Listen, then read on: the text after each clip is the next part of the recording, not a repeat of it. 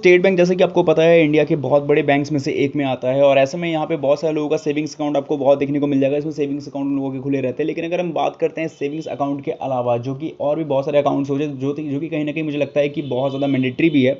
अब ऐसे केस में सेविंग अकाउंट को आपको पता है कि वो बंदे खुलवा सकते हैं जो कि कहीं ना कहीं एक तौर पर तो पहले पैसे को सेव करने के लिए, दूसरी बात तो जो बंदा एज अ जॉब कर रहा है वो अपने जो है एज अ सैलरी बेसिस के लिए भी इस अकाउंट खुलवा सकता है। हालांकि इसके लिए सैलरी अकाउंट भी होता है, लेकिन सेविंग्स अकाउंट में रखे तब भी ज़्यादा कोई दिक्कत नहीं होती है।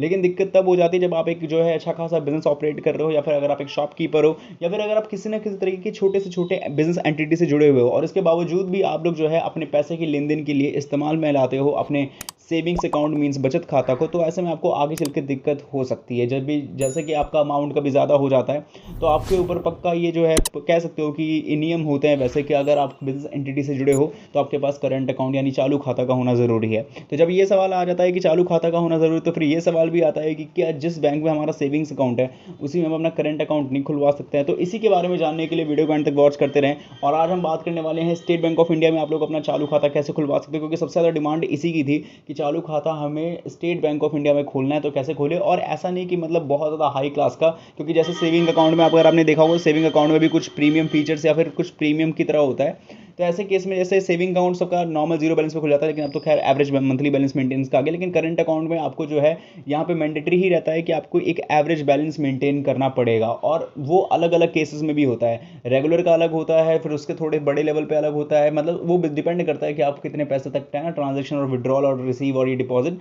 करने वाले हो। इसी के बारे में जानेंगे। तो मोबाइल स्क्रीन पे आप लोग जो है देख पा रहे हो हम रेगुलर करंट अकाउंट के बारे में बात करने वाले हैं। इसके अलावा और भी ऐसे बहुत होते करंट अकाउंट जैसे कि सिल्वर करंट है, गोल्ड करंट है, इसके बारे में कभी बात करेंगे। लेकिन आज हम जो है ज़्यादा से ज़्यादा पूरी एक संपूर्ण जनता को लेकर चल रहे हैं, तो रेगुलर करंट अकाउंट के ऊपर बात करेंगे। So welcome guys, welcome to लोन पाव यूट्यूब चैनल, जहां पे आज की वीडियो में हम बात करने वाले हैं स्टेट बैंक ऑफ इंडिया में आप लोग अपना चालू खाता कैसे खोल सकते हो। मैं आपको एक बार पहले बता दूं, क्योंकि यहाँ पे जो वीडियो बन रही है ये हो सकता है कि यहाँ पे ऑनलाइन के ऊपर ही बात हो, लेकिन अगर ऑनलाइन नहीं हुआ, मैं मे भी पहले ये चीज़ शुरुआत में बोलता हूँ, क्योंकि कई बार ऐसा भी होता है कि स्टेट बैंक ऑफ इंडिया वालों का सर्वर मतलब इंटरनेट का वैसे उनकी गलती नहीं होती, तो सर्वर एरर कहीं से भी हो सकता है। तो सर्वर एरर की वजह से हो सकता है अगर ऑनलाइन पोर्टल ना खुले, तो मैं ऑफलाइन ज़रूर बताऊंगा ताकि आप लोग अपने कहीं भी इस डेस्टिनेशन में रुको ना और आप लोग अपना डेफिनेटली अकाउंट खोल सको।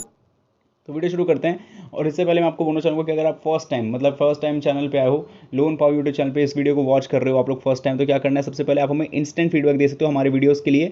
और इंस्टेंट फीडबैक के लिए मात्र आपको इस वीडियो को लाइक करना है, शेयर करना है, चैनल सब्सक्राइब करके नीचे कमेंट बॉक्स में जाना है। यहाँ पे आपको लिखना है सबसे पहले पूरा नाम, किस जगह से वीडियोस वॉच कर रहे हो, और आपको क्यों खोलना है, मतलब ओपन क्यों करना है स्टेट बैंक ऑफ इंडिया में अपना चालू खाता, या आप हमें कॉमेंट्स में लिख के बता सकते हैं। साथ ही में वीडियो शुरू करते हैं और बात करते हैं स्टेप्स एंड प्रोसेस की। मैं पहले बता दूँ ये बहुत कॉमन और बहुत ईजी स्टेप होने वाला है। अगर आपको ईजी लगता है तो डेफिनेटली फॉलो करें, वरना ऑल्टरनेटिव स्टेप्स मैं आपको डेफिनेटली बताऊंगा। ये वीडियो है, वीडियो की जैसे टाइटल पे आपको करना है क्लिक, तो डिस्क्रिप्शन बॉक्स आपको खुल जाएगा। डिस्क्रिप्शन बॉक्स में मिलती है वेबसाइट लिंक, इस वेबसाइट लिंक पे आपको सिंपली कर देना है टैप। तो यहाँ पे पहले मैं कर देता हूँ, क्लिक कर लेता हूँ, उस पर करते हैं क्लिक। वेबसाइट लिंक पे क्लिक करेंगे आप लोगों के सामने खुल जाएगा लोन पावर डॉट इन की ऑफिशियल वेबसाइट, जो कि आपके सामने खुल चुकी है। वेबसाइट पूरी तरीके से ओपन होने देना है, क्योंकि यहाँ पे एक ही बारे में अगर आप एक्टिविटीज़ करोगे तो हो सकता है कि वेबसाइट आपको ऐसा लगे कि फ्रीज हो चुकी है। तो पहले पूरी तरीके से ओपन होने देना है। देन यहाँ पे आपको कुछ टाइम के बाद मेन्यू बार के ऑप्शन पर क्लिक करके कैटेगरीज मिलेगी काफ़ी सारी, जिसके अंदर आपको बैंकिंग के ऑप्शन पर जाना होगा। बैंकिंग के ऑप्शन में आपको क्लिक कर देना है। बैंकिंग ऑप्शन पर जाओगे तो इसके अंदर आपको काफ़ी और कैटेगरीज जो है अनेबल हो जाएगी, जैसे कि personal loan, business loan, home loan category के अंदर डिपॉजिट भी है, जैसे कि सेविंग अकाउंट, करंट अकाउंट, ये सारे के सारे आपके जो है कैटेगरीज अनेबल हो जाएंगे। देन इसके बाद आपको करना क्या है, मेन्यू बार के ऑप्शन पे अगेन क्लिक करना है और इसके अंदर आपको जो है सर्च के ऑप्शन पे क्लिक करना होगा। सर्च के ऑप्शन पे जाना है, और क्योंकि हमें कौन से बैंक में हमें अपना अकाउंट खोलना है वो है स्टेट बैंक ऑफ इंडिया, तो स्टेट बैंक ऑफ इंडिया डाल के आपको आगे डालना होगा करंट, और इस कीवर्ड को डाल के आपको सिंपली कर देना है सर्च। ध्यान से देखो, जो भी कीवर्ड बता रहा हूँ आपको एज इट इज फॉलो कर लेना, कोई दिक्कत वाली बात बिल्कुल नहीं होनी चाहिए आपके केस में, ठीक है। तो यहाँ पे state bank of India current डाल दिया है। इसके बाद आपको रीड मोर के ऑप्शन पे या तो इस पर क्लिक करना है, किसी भी आपका आर्टिकल खुल जाएगा। दो चीज़ें हैं, जिन लोगों को पहली बार पता चल रहा है कि चालू खाता क्या नाम है या चालू खाता होता क्या है, तो अगर उनको बहुत ब्रीफ में जानकारी चाहिए तो आप इस आर्टिकल को जरूर पढ़ें, क्योंकि वीडियो के अंदर तो फोकस इसी बात पे रखा जाएगा कि आपको अकाउंट ओपन करके दिया कैसे जाएगा। तो यहाँ पे इसके ऊपर बात की जाएगी। अगर आपको बहुत बेसिक बातों के बारे में भी नॉलेज नहीं है तो आप डेफिनेटली आर्टिकल को पढ़े और हिंदी सहित और भी रीजनल लैंग्वेज में ट्रांसलेट कर सकते हो, सारे फीचर्स के अंदर दिए गए। बाकी जिनको सिर्फ अकाउंट ओपनिंग से मतलब है, जो कि मैं अभी वीडियो के अंदर मेनली इसी के ऊपर बात कर रहा हूँ, तो यहाँ पे आपको मिलेगा अप्लाई नाउ का लिंक, जो कि आप ये देख सकते हैं, आपको अप्लाई नाउ की लिंक मिलेगी। इस लिंक पे आपको सिंपली कर देना है क्लिक। और जैसे ही आप लोग अप्लाई नाउ के लिंक पे क्लिक करोगे सीधा पहुंच जाओगे कुछ इस तरीके के वेब पेज पे, जो कि आप लोगों के सामने आएगा स्टेट बैंक ऑफ इंडिया की तरफ से। और ये हम लोग उसी वेब पेज पे आ चुके हैं जिस वेब पेज पे हम लोग इंट्रो में भी थे। तो आप लोगों के सामने सेम एज इट इज चीज़ें वही है जो मैंने आपको शुरू में दिखा दी। जैसे कि मैंने कहा था एक ऑल्टरनेटिव चीज़ दिखाना चाहता हूँ। ऑल्टरनेटिव ये है कि जो ये भी स्टेप बताया, ये स्टेप तो आपके लिए काफ़ी नॉर्मल, काफ़ी ईजी है, बट जिनके लिए लगता है कि काफ़ी लॉन्ग है या फिर इनको अलग वे में जाना है, तो आपके लिए दूसरा स्टेप ये है कि आपको अपने फ़ोन में कोई ब्राउजर को ओपन करना है और वहाँ पर जाके आपको नॉर्मली कीवर्ड सर्च करना है SBI करंट अकाउंट। ठीक है, यहाँ पे सारी चीज़ें आपके हिसाब से SBI करंट अकाउंट सर्च करोगे तो देखो दिक्कत यहाँ पे एक ही दिक्कत होती है, कई बार एडवर्टाइजमेंट वगैरह ऊपर आ जाती है तो लोगों को आई जो ऑथेंटिक जो वेबसाइट है वो देखने को नहीं मिल पाती है, तो उसमें दिक्कत होती है। तो इसमें आप देख पाते हो कि यहाँ पे आपको जो है वेबसाइट एक्चुअली में मैं बताऊँ तो वेबसाइट ये रही, और नहीं सॉरी ये वाली नहीं, सेकंड वाली नीचे वाली वेबसाइट है। तो ये वाली जो वेबसाइट है यही है, लेकिन आप देख सकते हो कितना स्क्रॉल कर जाना पड़ता है। इसीलिए आपके सामने दो स्टेप्स है, आपको जो बेटर लगे आप उसकी तरफ जो है आगे तरफ की जो है प्रोसीड कर सकते हो, क्योंकि हमें तो करंट अकाउंट ओपन करने से ही मतलब है। देखो वेबसाइट यहाँ पे लोडिंग होने में कितना टाइम ले रहा है, तो कभी ना कभी थोड़े से बहुत आपको दिक्कत फेस करने पड़ेंगे। ठीक है, तो कंटिन्यू करते वही अपने टॉपिक पे। तो क्योंकि हमें अपना करंट अकाउंट ओपन करना है रेगुलर करंट अकाउंट के लिए, तो यहाँ पे एक बता दो मंथली एवरेज बैलेंस है जो कि 5,000 रुपये आपको मेंटेन करना पड़ेगा। इसका मतलब ये है कि आपको 5,000 रुपये अपने महीने के एंड तक, जैसे सपोज करो जनवरी महीना चल रहा है तो आपको महीने के एंड तक में आपको 5,000 रुपीज़ आपको मेंटेन करना पड़ेगा। इतना बैलेंस मिनिमम आपके पास होना चाहिए, फिर आप कोई ट्रांजेक्शन कर रहे हो या नहीं कर रहे, इतना आपके पास होना चाहिए। तो इतना अमाउंट जो है आपको 5,000 रुपये जो है एटलीस्ट मेंटेन करना पड़ेगा। अगर आप मेंटेन नहीं कर पाते हो तो आपको जो है इसके कहीं ना कहीं एक चार्जेस है, जो कि कह सकते हो कि फीस की तरह जो आपको पे करना पड़ता है। तो ये चीज़ का ध्यान रखना है। अब सिंपली जो है मैं अप्लाई करेंगे और उसके लिए मोर इन्फॉर्मेशन पर जब आप क्लिक करोगे तो चाहो तो अप्लाई नाउ पे भी जा सकते हो, उसके बारे में हम डेफिनेटली जाएंगे। तो थोड़ी सी वेबसाइट का यहाँ पे जो है लोडिंग है, हमें टाइम लग रहा है तो हम वेट कर लेते हैं। और इसमें जैसे ही आप लोगों के सामने जब ये पूरी तरीके से मोर इन्फॉर्मेशन का सेक्शन खुल जाएगा तो यहाँ पे वही बात दिखी गई जो मैंने आपको बताई है।